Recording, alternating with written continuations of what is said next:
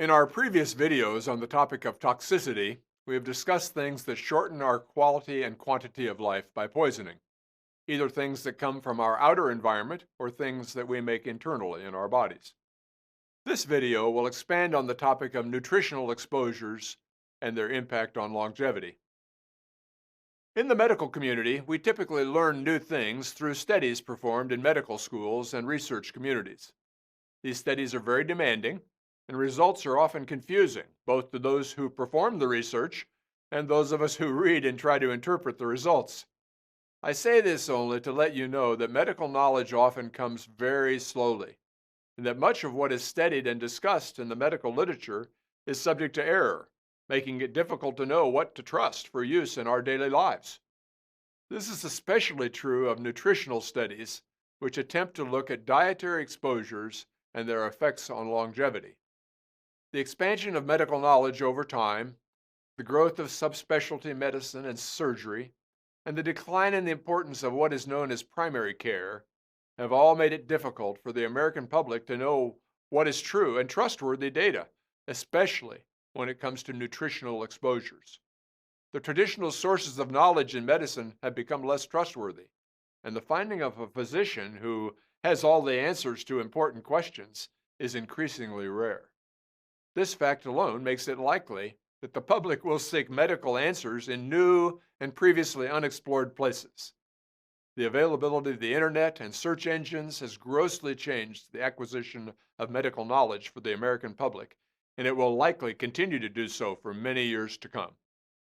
In this video, I would like to discuss briefly the issue of whether certain foods are, quote, good for us, end quote, or, quote, bad for us, end quote, even if they do not make us sick, like in food allergies or sensitivities. I often hear people say, well, why are you eating that food? It's bad for you. It makes me wonder whether any foods are really bad for us or whether some foods are just more nutritionally dense than others. Recently, I was standing in a line at a fast food restaurant and ordered a hamburger and fries. I heard three women standing in line behind me whispering, "Look at that man and his big greasy hamburger. He should be making better calorie and dietary choices." Well, I proceeded through the line and paid for my burger and happened to notice that each of them ordered a salad, and they each poured 3 ladles of Thousand Island dressing on their salads. I did the calculations in my mind and concluded that my hamburger and fries generated about 500 calories fewer than did any of their salads.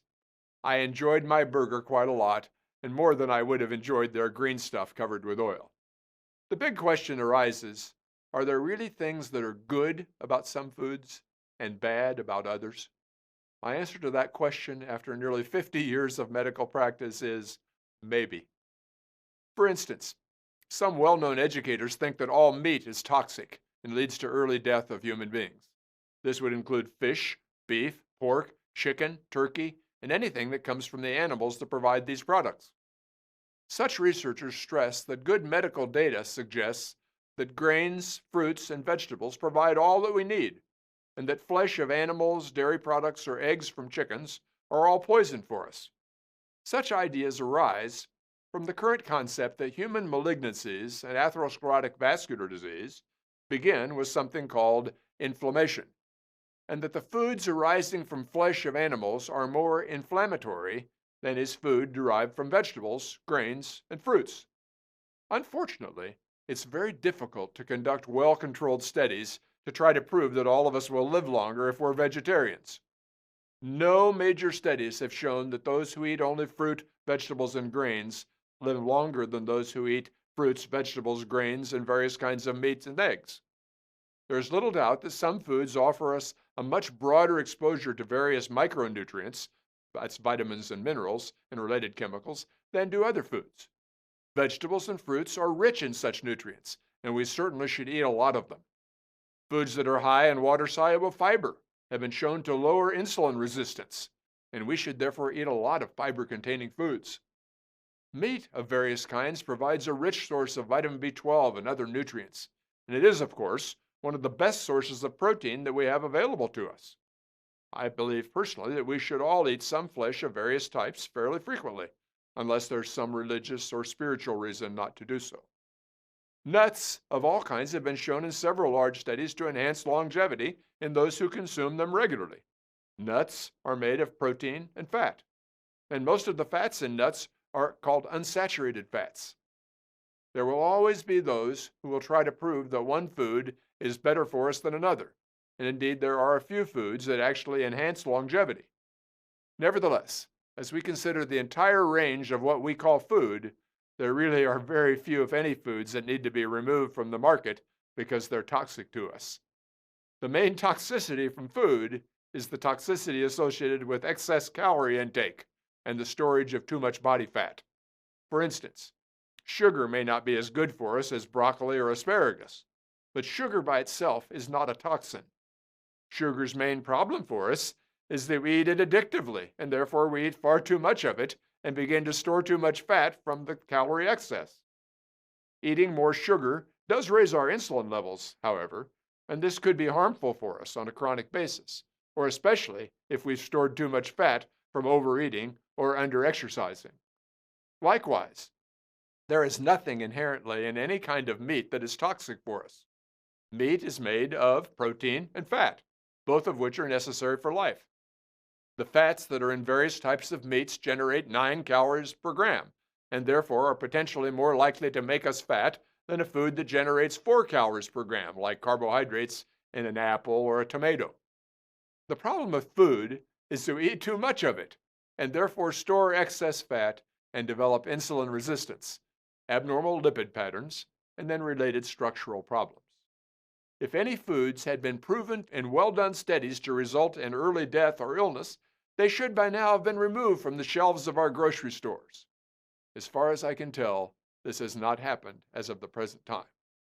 The one exception, perhaps, is food that contains something called trans fatty acids, which are industrially manufactured fats. The burning question for the past 60 or 70 years is whether certain types of fats are toxic to us and shorten our life quality or quantity. Suffice it to say that this answer to this question is not very clear, despite thousands of studies and millions of dollars in research. Fats may be divided into several categories, depending upon the biochemical formula of the fatty acids in a given fat and the basic structure of the fat. Fatty acids are said to be saturated or unsaturated, based upon their biochemical formulas and whether they have open bonds that can react or combine with other chemicals. In general, animal fats contain more saturated fat that cannot react with other chemicals. Vegetable fats have more unsaturated fatty acids that are capable of reacting with surrounding chemicals. Trans fatty acids are fats produced in industrial settings at very high temperatures. They are not normal chemicals, and they are not found naturally in any known foods. They show up in processed foods of various kinds as preservatives and fillers. There is firm data in the literature to suggest that trans fats are toxic to us and contribute to our developing vascular disease and malignancies of various kinds. Natural fatty acids, which occur in regular food, both saturated and unsaturated fats, have not been shown in any well-designed studies to be toxic to us human beings.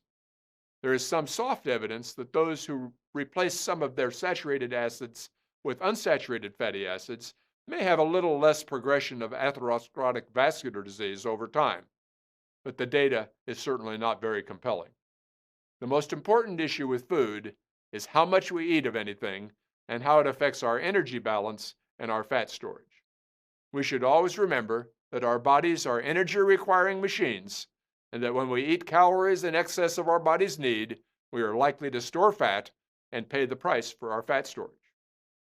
Food is not a poison, except as we've talked about before. And until we know for sure that a food is bad for us, we should eat it with pleasure and be thankful for it. We simply need to learn how much of various foods we need to eat to be healthy and to live long. I'll look forward to seeing you next time. Until then, avoid poisons and live healthfully.